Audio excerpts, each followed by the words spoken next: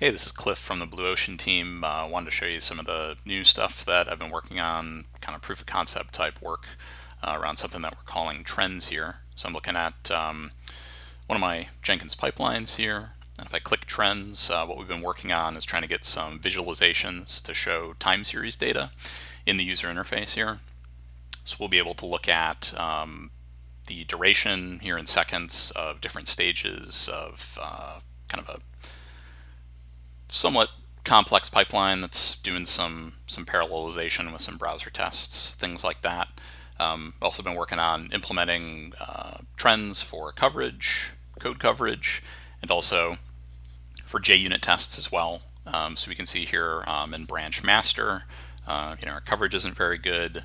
Another branch here where I've been working on some of this stuff shows again, the duration information, shows my coverage percentage metrics here and kind of how they're changing over time, or at least potentially can change over time. Obviously, with subsequent builds that are being run, we see something similar for JUnit here as well. And we can look at say another branch here where coverage is being published, but the coverage is very low, and we have a lot of failing and skipped JUnit tests here. Okay, so how does this all work? Basically, we've got a new extension point in the Blue Ocean subsystem called Blue Trend Factory. And really the idea here is that this extension point is going to look up any extensions from the extension list, and on each one of these factories, it's going to call this get trend method, which is going to pass in sort of the pipeline of interest and its parent.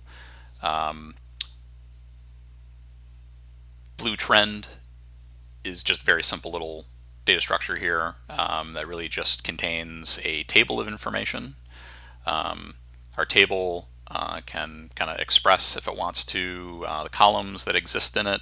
It's going to return a bunch of rows, and a row is really just a POJO where its ID, I guess technically could be anything, but it would kind of assume that it's the identifier for the run that the data is tied to, but could be significantly more genericized.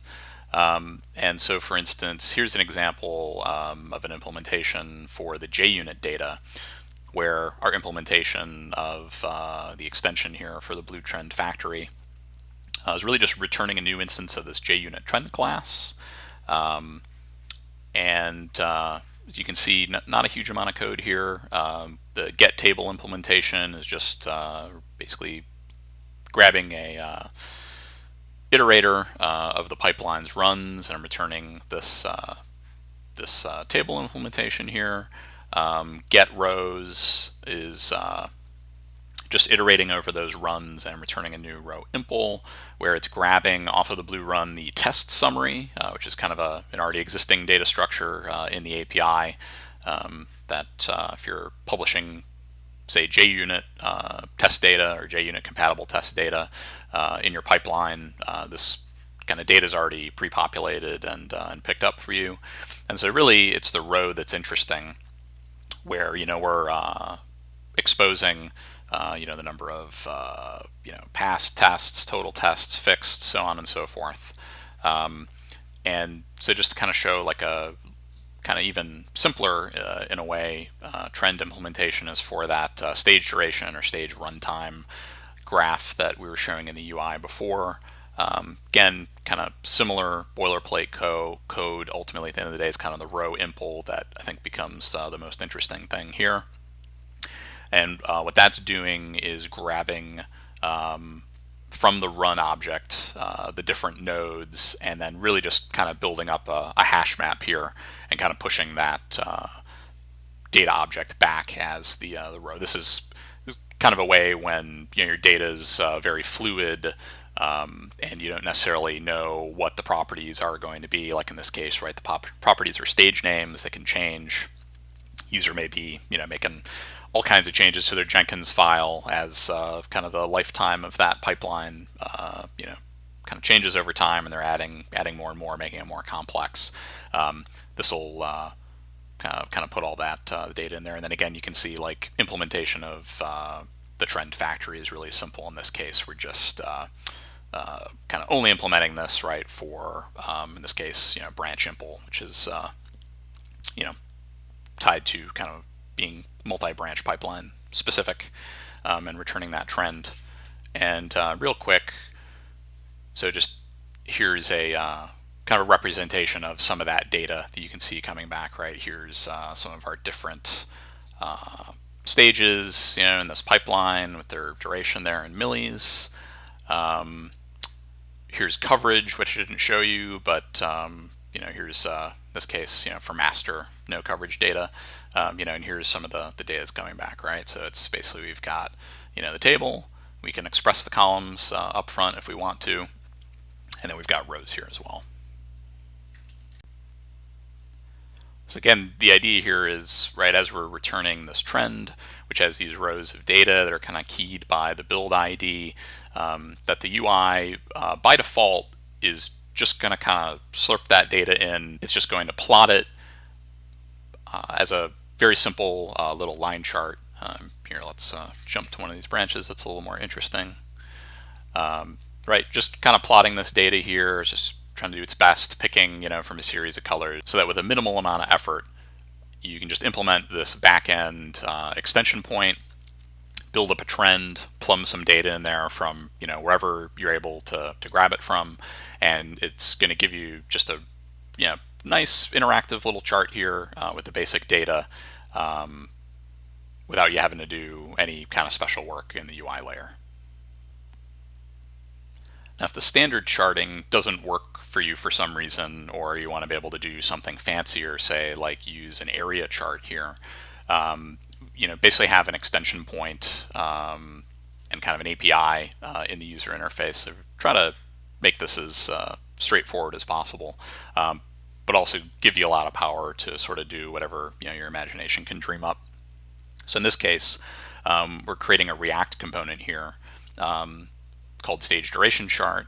We're using a charting library called recharts, which actually, without a huge amount of work, gives you some pretty nice looking charts, tooltips, some nice interactivity, some fancy transitions that are kind of baked in. So it looks pretty good without doing a huge amount of code here. Some of the other code that we've just got up here is just to do some pretty basic, I guess you could say, massaging of the data and building up of the different chart series, right? The different area plots that are drawn into that area chart. This create chart data function is really just doing a very simple transformation, just in this case converting millis into seconds, so that by default recharts just kind of plots everything with some numbers that are a little easier for people to wrap their heads around. And then here, creating chart series, what we're really doing in this case, since in the stage duration domain, the stages, again, they can be variable, they can change, across the lifetime of the build. Different runs can have different stages if you go and, change the Jenkins file. What we're really just doing here is walking over all of the rows, all of the columns of data. We're building up kind of a unique list of column names that we want to sort of be our different area plots, and then we're just again creating kind of a list of these different area elements here, kind of dynamically throwing in some colors, specifying what the data key should be, and then specifying a stack ID here, which just means that the area get drawn stacked on top of each other rather than kind of overlapping, since that visualization is a little hard to make sense out of. And that's pretty much it.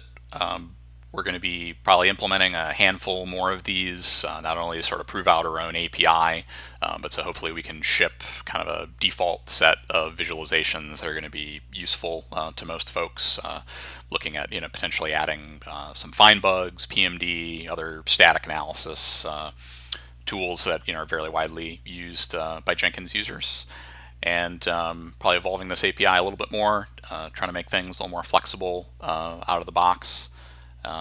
So yeah, hopefully this will be showing up in a new beta build pretty soon down the road.